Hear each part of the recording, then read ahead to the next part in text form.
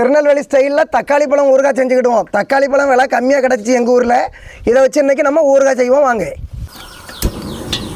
தக்காளி ஊறுகாய்க்கு வந்து பாத்திரத்தில் எதுலேயுமே தண்ணி இருக்கக்கூடாது, கரண்டிலையும் தண்ணி இருக்கக்கூடாது. நான் நல்லா தொடச்சிட்டு பார்த்துக்கிடுங்க. அப்படி உங்களுக்கு வேணால் கூட ஒரு நேரம் கரண்டி பாத்திரத்தெல்லாம் நல்லா தொடச்சிக்கிடுங்க. தொடச்சிட்டு வெந்தயத்தை போட்டு வறுத்து எடுத்துக்கிடுவோம்.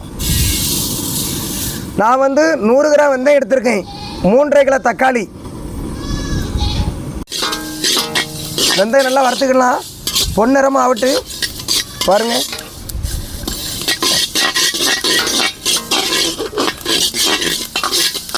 வெந்தயம் நல்லா கருவை வறுபட்டுட்டு இனி ஒரு பாத்திரத்தில் அள்ளிக்கிடலாம். வெந்தயம் கருவை வறுபட்டால் தான் அந்த ஊறுகாய் கொஞ்சம் மனம் கொடுக்க பார்த்துக்கிடுங்க.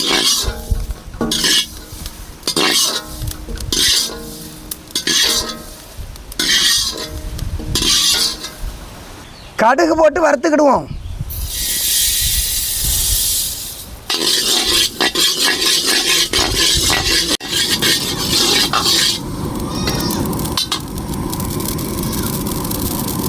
கடுகு வந்து பாருங்கள் நல்லா வெடித்து வருது பாருங்கள். இப்படி வறுபடணும்.